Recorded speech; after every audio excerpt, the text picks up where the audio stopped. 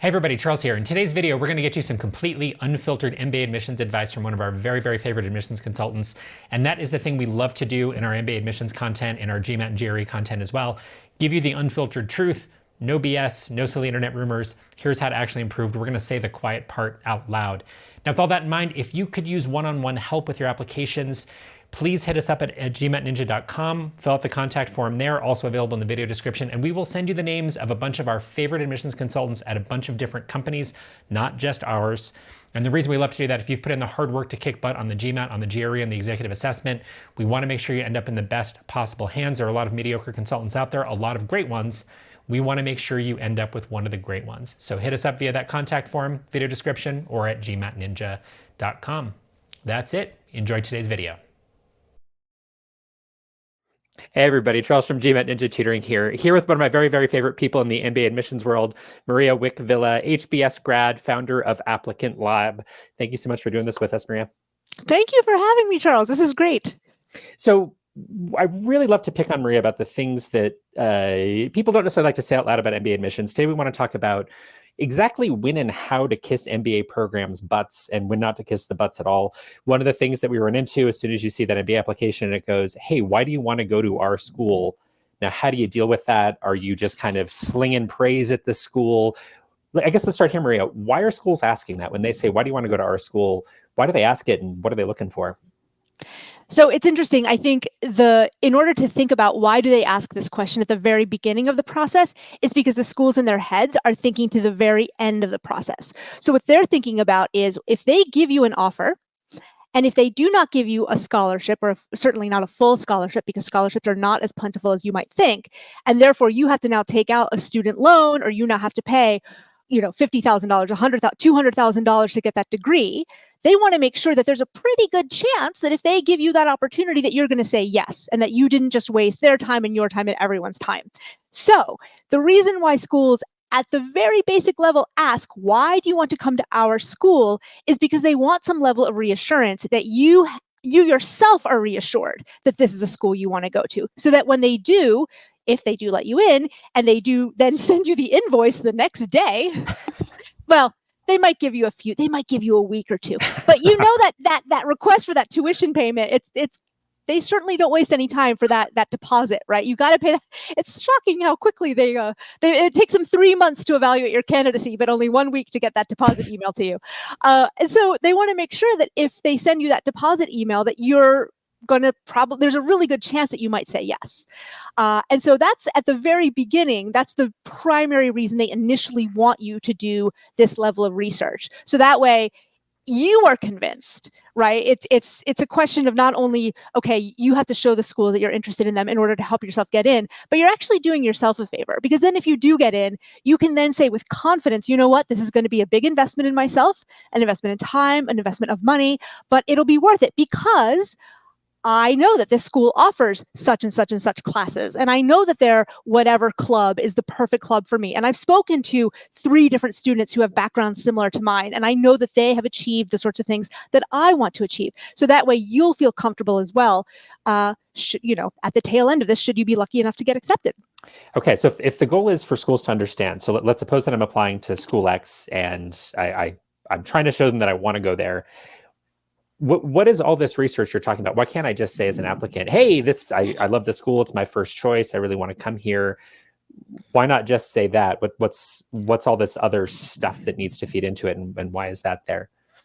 Well, I think anyone can say anything, but actions do speak louder than words. And so if you simply say, your school is my first choice because it is the schooliest school that's ever schooled, it's not going to be a very satisfying nor a very convincing argument, right? So that's where that specificity does have to come in. You do need to actually say things such as your program in healthcare management, or your student-driven investment fund, or whatever it may be.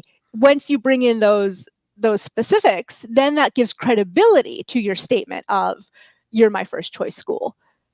So how do you get to those specifics? Because one of the things we see from applicants all the time is they go, well, hey, I'm writing this essay. I went through the course catalog, I went through the website, And for example, I know that Wharton's a big finance school, so I'm talking about finance in my essays. Doesn't this do the trick? And it sounds like you're suggesting that applicants should be doing much more to sort of dig deeper than that. So I guess, what does that process look like? So when somebody is just starting this process, let's say, and maybe they're not even at the essay phase yet, they look at the essays and go, well, what's this why school X question about? And let's say that time's not really a factor. What would you advise applicants to do at that point in the very, very beginning, before they start putting pen to paper? What would you advise them to do to sort of inform that answer? Yeah, so the first thing I advise them to do is to look at the electives within their area of interest, because all of the schools are going to have the same basic core curriculum, right? Every school is going to have you take some certain core, and those core classes, they're essentially indistinguishable, right? I mean, Introduction to Finance is going to be the same whether you're at Stanford or whether you're at any other school. Introduction to Finance is an Introduction to Finance. But where schools really do start to differ dramatically is when you start digging into those electives. So first of all, you want to see, does the school have even a major or a concentration in the thing that you're interested in? And that's not even enough, because one of the things I've noticed is that once you start digging into the actual courses that are offered, some tremendous nuance can really appear. So for example, healthcare seems, if I'm interested in healthcare, cool, I'm going to apply to all the schools that have healthcare programs. However, at some schools, the healthcare program is more focused on things such as hospital management. And in other schools, the healthcare program is more focused on things like investing in biotech, if you want to be a venture capitalist for biotech. Right. So those are two very different skill sets, and therefore they're very different classes.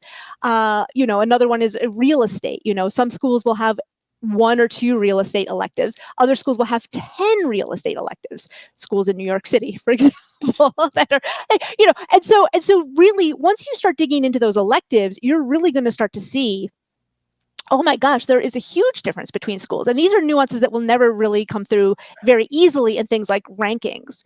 So that's one of the things you might want to do, is maybe make a little, like, sort of a running list, or maybe take some screenshots. So that's sort of like the beginning phase of what you can do. The other thing you can start to do early on is, even before you reach out to certain students, which we'll talk about in a second, look at the student club websites for whatever your area of interest is. So let's take real estate. Let's continue with that example. If you look at the real estate club for school X and you go to their website, even just going to some of these websites you go to for the club, and it's clear that no one has updated the website in a few years. It has like boilerplate language like, welcome to our student club. And you click on officers, and there's 4 officers, and they don't have pictures, and they're from the class that graduated 3 years ago.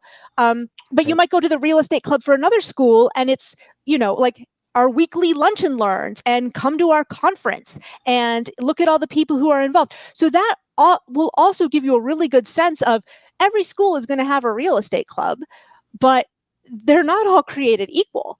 And if that's what your interest is, it behooves you to go to that school that has that stronger presence in whatever it is that you want to do. Because in the future for you, if you want to go into that field, your network is going to be stronger if there are 20 other classmates who are in that field as opposed to 1 other classmate. And by the way, so going back again to like that idea of like, the school that probably has the really strong real estate club with the 10 electives and the lunch and learns, that school is probably less likely, it's probably a more elite school, quote unquote. It's probably less likely to give you a scholarship.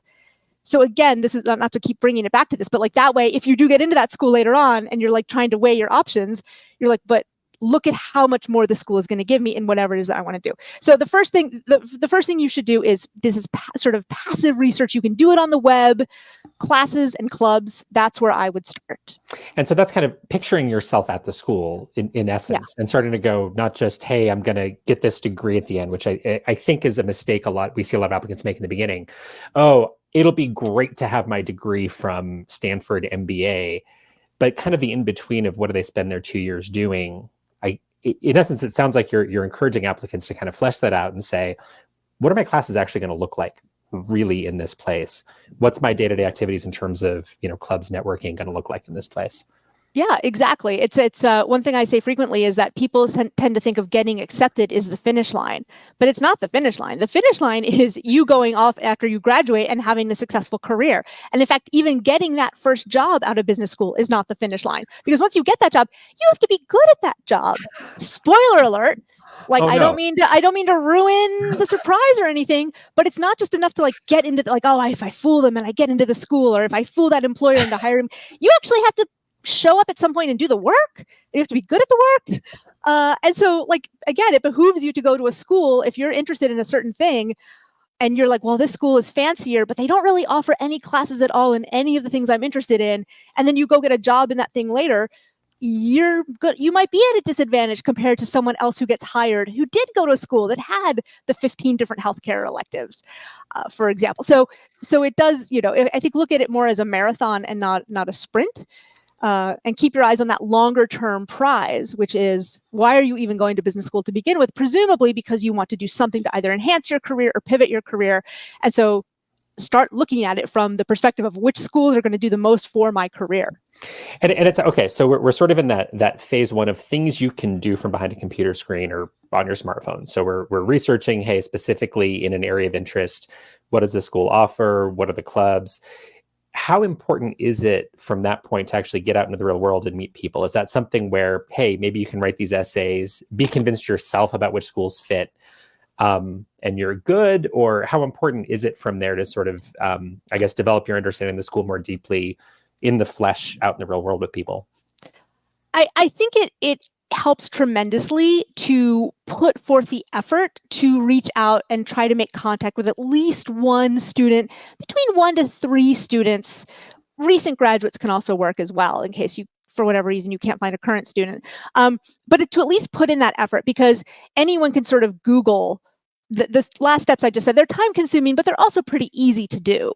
But if you actually put in the effort to try to find a student, you reach out to that club, you reach out to some sort of student, you find someone on LinkedIn that you're connected with and you ask for an introduction, putting forth that level of effort is sort of, it helps show a school that you're genuinely interested in them, because we're all busy. Like, why would you set up a phone call with someone if you're not actually interested in the school? Well, I spoke to someone, I set up that phone call, I did that Zoom meeting with them, I learned more. It's actually you putting in real effort that can be demonstrated. And it also benefits your application, because then in that essay where it says, why our school, or in that interview later, if they ask why our school, that's when you can say, oh, well, I actually spoke with a current student in the consulting club, and she said that blah, blah, blah, blah, blah, blah, blah. So it just gives you that much more credibility. But I think more than anything, showing the effort is almost more important than the conversation itself. So say more about the schools recognizing that effort. It sounds like the suggestion here is that, okay, if you're reaching out to students, maybe going to things like info sessions, visiting campus if that's feasible, depending on where you are in the world, are you suggesting that schools are keeping track of that through this process, or how does that work in practice? Yes. So a lot of schools actually use customer relationship management systems to track students and applicants. So here's a sort of a little pro tip. If you are signing up for a school's application form, for example, with an email address, keep the same email address that you sign up for. Let's say they have hey, learn more about our webinars or whatever. Use the same email address that you're going to use with your application. So then that way it makes it even easier for their CRM to track you. And they track, every CRM system does this. Number of emails opened. Did they click on the link? How much time did they spend on the website? Did they attend the webinar? Now, you're not going to please don't go crazy and just attend every single webinar that they offer, because then you're just going to look like you don't have a lot of discernment and you don't have very good judgment, and you have maybe too much free time on your hands. But realize that in this digital age where they can track a whole bunch of stuff pretty easily, the cookies are ubiquitous.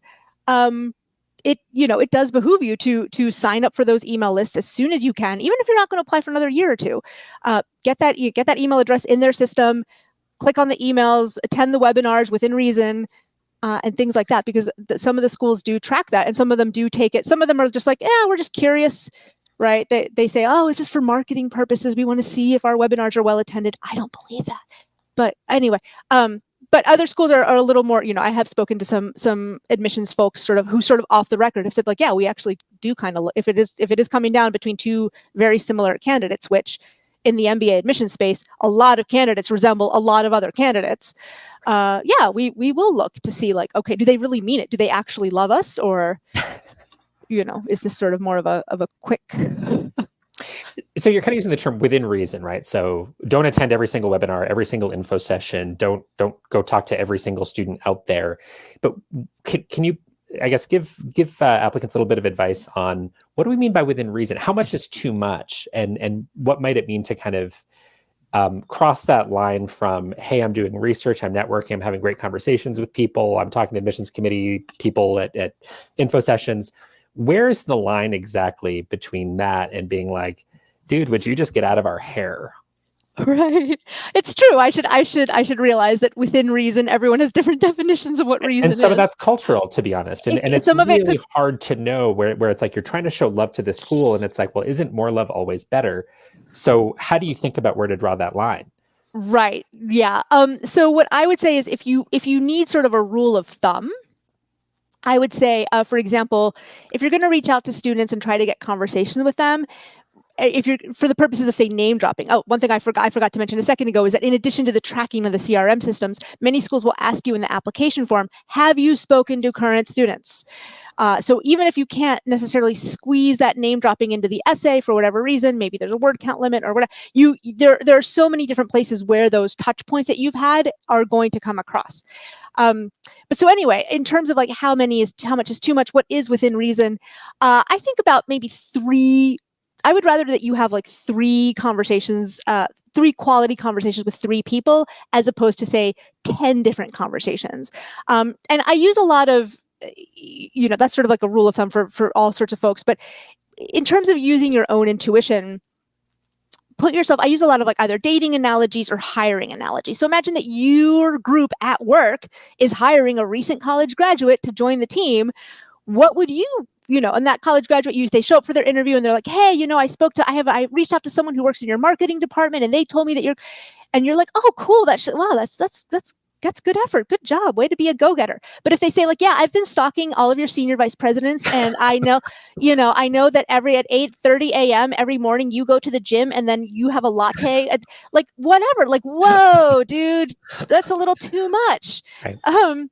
And also like realistically, like after you talk to the 10th person, after you talk to the 3rd, 5th, 10th person at the consulting club of that school, they're not going to tell you anything radically different anyway.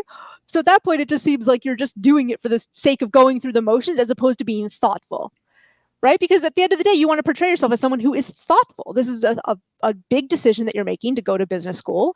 So show that you're a thoughtful person. And so, yeah, so if you're interested in a certain thing, if you're, let's say you're someone who identifies as male and they do a webinar for female, what is it like to be a woman, Forte Foundation, that don't attend that webinar. Don't go to the Forte, the MBA fair. Don't go to the nonprofit thing if you're a private equity person or so just sort of be thoughtful about it. And if you're sort of on the fence, ask yourself, well, what if it were my company doing this webinar for potential people for recruiting? That's kind of maybe that could be a good litmus test for you to use. Perfect. Okay. So your advice, and I think it is kind of baked into the Applicant Lab software. If you're not familiar with Applicant Lab, applicantlab.com. It's pretty cool. Nice, inexpensive DIY, kind of great way to start. Need a little bit of extra help. Maria's gotcha. She did not pay me to put this in here, by the way. We just like talking about this stuff. Anyway, what you have baked into the Applicant Lab system, it sounds like, is, hey, go do this research up front. Go have these conversations. It's going to make your messaging so much stronger. So yes, it kind of checks the box in those CRM systems. That's nice. But more importantly, it's going to inform your essays. Okay. So once people do get to the essay phase, and let's say if they've nailed it, they've had a nice, reasonable number of conversations, info sessions, maybe campus visits, they feel like they really kind of have their head around the DNA of the school, what it is exactly they're going to be doing there in terms of sort of the specifics of the academics or specifics of the clubs, the networking. Fantastic. Yeah. And then they ask you, why our school? And I think for a lot of applicants, please correct me if I'm wrong, it has the feeling of, you want me to tell you how great you are. So what do you do? How do you think about just that writing task of, is this an exercise in butt kissing? Is it something else? How do you think about actually crafting those sentences so that it doesn't sound ridiculous? You want it to sound unique. You want it to sound specific to you. That's what a lot of research is for. But how do you do that in a way that doesn't come across as generic, cloying? Well, wait, I think I'm saying the same things everybody else is. How do you make it really pop off the page? Right. Well, that's where that specificity is really going to make a tremendous difference. So if somebody says in their essay, I want to go to your school because it's a very prestigious and well-regarded school, and you teach business and I want to learn business, how much stronger is it going to be if you say, look, I really, my dad worked for a factory that was bought by a private equity company that then fired everyone. And I entered private equity to try to prevent that from happening in the future. And your school actually offers a distressed debt investing class. And your school also has a manufacturing class. And your school also has this, that is going to help me because I want to become a private equity investor who doesn't shut down factories in the heartland. Wow, how much suddenly more it's not about kissing the school's butt and saying your school is amazing. The schools are all amazing, number one. And number two, they know that they're amazing. Yeah. Right. That's why you're applying to them and they're not applying to you. Right. So they know that they're amazing. It's not about, well, here's why your school is amazing in general. It's here's why your school is amazing for me and where I want to go. And here's why I want to go there. Here's where I want to go, why I want to go there. And here's where your school fits in to fill in those missing puzzle pieces to get me there. And that's where it becomes like, you're convincing them. They already know that they're amazing, but they're not equally amazing for all candidates. Not every school is going to have a distressed debt investing class, for example. To massively oversimplify, Maria, is it fair to say that you don't want that essay really to be about them, that ultimately it's rooted in you and you're not sitting there trying to brag, hey, I'm really awesome and that's why I should go to your school. That's not the question, but that it's really anchored in deepening the readers or the admissions committee's understanding of you as an applicant, what makes you tick, what you're really passionate about, and yeah, of course, how the school fits, but that should be where their eyes go is, okay, now I've got a cleaner picture of this applicant and why they're here. Is that fair? Yes, exactly. And for a why our school essay, one of the things that I teach is assuming that that's like sort of a primary essay that a school asks. This is also where you convey to them, you establish your bona fides. You establish that, like, okay, if I'm talking about private equity, like, I actually know what I'm talking about. Like, here's why I'm not going to embarrass you in front of your corporate recruiters later, right? So if I say I'm going to work in management consulting, try to show that you maybe have some of those those transferable skills from being a product manager or working on an oil rig or whatever it might be that you're doing right now with your life. Show that you've actually thought about, like, okay, I know what it takes to get that job. Here's why. Here's some things I've done that might not immediately seem relevant, but they actually, when you think about it, I have to manage clients and they have to manage clients and we have different clients, but at the end of the day, it's clients, and sort of establishing for them. So that way it's sort of a multi-step process where, again, you're not just thinking about, am I going to get into your school? But the school is thinking about, if I put this person in front of a corporate recruiter and they say, and the corporate recruiter says, so why do you want to work at McKinsey?